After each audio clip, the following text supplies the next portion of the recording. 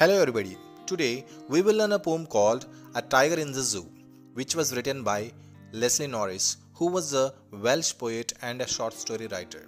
The Tiger in the Zoo. The tiger itself tells you that the poem is all about a tiger and his pathetic condition. I believe you will definitely connect with this poem. It's a very good contrast depicted between a caged tiger and a forest tiger. Let me read the first stanza for you. He stalks in his vivid stripes the few steps of his cage on pads of velvet quiet in his quiet race.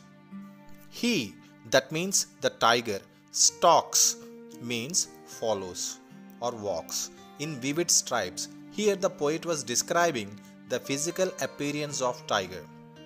Who has vivid stripes means vivid, very bright and clear stripes on his body. A few steps of his cage. He was stalking very few steps of his cage means indirectly the cage belongs to him. Directly he was captured in the cage. And how was he walking? On pads of velvet quiet. He was walking on his pads. Pads represent paws of tiger. How were the pads? What are they described with? As soft as velvet. Velvet means a soft fabric. So, the poet was saying his paws are as soft as velvet cloth. And another detail is he was walking quiet. Was he really quiet? No, he was in full rage. Rage means anger. But why was it quiet? Because of helplessness. He could not do anything in the cage. He was controlling his rage in quietness. Till now, we spoke about the caged tiger. Now, we will discuss about the forest tiger. That means, if the same tiger was out, then how would it be? Let me read the second stanza. He should be lurking in shadow, sliding through long grass near the water hole where plump deer pass. He should be lurking in shadow. What is the meaning of lurking? Hiding. Natural habitat tiger should be hiding in shadow. Does the tiger hide? No way. Then why was he hiding? We'll reveal in a moment. Sliding through long grass. In the shadow of long grass or within the long grass, he was sliding. That means crawling slowly on his paws, just as smooth as if he was on skating wheels. Where was he hiding? Near a water body. Why was he hiding? Now it is revealed. For a plump deer pass. Plump means fatty. So it was waiting for his prey, a fatty deer, to pass by for drinking water and to plunge on him and finish his meal for that day. The next stanza. The second stanza. He should be snarling around the houses at the jungle's edge, baring his white fangs, his claws, terrorizing the village. What should be a forest tiger doing in his natural habitat? It should be snarling around the houses at the jungle's edge, baring his white fangs. Baring means showcasing. White fangs means white color pointed long teeth, which is used to shred the flesh into pieces. Terrorizing the village. I have a doubt here. Why did it come to village from forest? I'll tell you. We human beings have extended our wings and boundaries and started occupying the territories of the animals. That means forests. So, the writer was telling about the villages adjacent to the forest. The tiger entered into the village. Again, why? Obvious reason is villages bring up the domestic animals like goat, sheep, cow, donkeys, horses, etc. So in search of his prey, he entered into the village.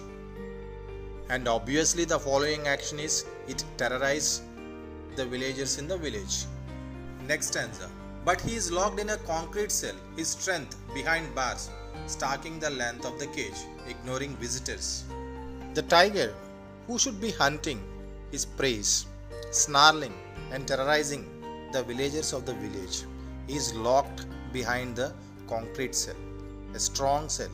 His strength behind bars, his strength which should be used for hunting, is being misused just to stalk, means following his own footsteps.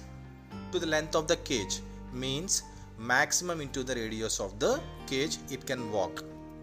Ignoring the visitors. The tiger is in the cage and it is visited by the visitors. However, it never paid attention to the visitors. This line is evident that the tiger is unhappy in the cage. As a human, can we be happy in a prison? No. It is the punishment for our mistake. But for the tigers, they did not commit any mistake. But still they were imprisoned and deprived from their happiness. The last stanza. He hears the last voice at night, the patrolling cars, and stares with his brilliant eyes at brilliant stars. What is the last voice that a tiger in a zoo hears? The voice of a patrolling car. What is a patrolling car? A vehicle which is used by police to guard us at night. And stares with his brilliant eyes at brilliant stars. Here the poet concluded the day of a tiger in a zoo. Finally, he finishes his day by gazing at the brilliant stars with his brilliant eyes.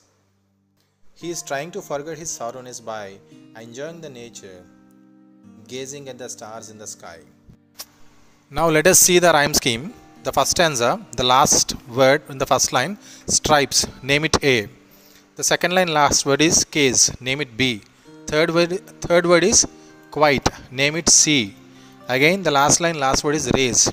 Raise is rhyming with the second line, last word case. What is the name of the second line, last word? B. So again name it B to the fourth line, last word. Raise and case, B, B. So the rhyme scheme will be A, B, C, B. And the same rule applies for all the stanzas, like shadow, grass, hole, pass. Shadow, name it A. Grass, B. Hole, C. Pass, again B. A, B, C, B. Let us find the poetic devices.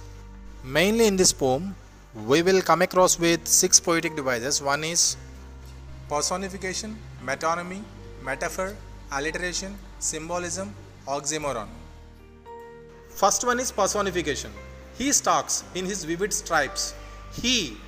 In this poem, the poet refers the tiger by the word he, which is used for humans, so the tiger has been personified as a human. Next one is metonymy. What is a metonymy? Metonymy is the substitution of a name of an attribute. Attribute means quality for that of the thing meant.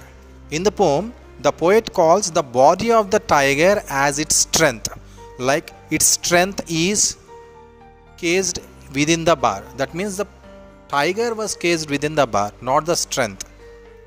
So the quality of the tiger, the strength, is the substitution for the tiger, like the strength of the tiger is within the bars. That means not the strength, the tiger was within the bars, but the quality of the tiger, which is strength, is replaced by the tiger.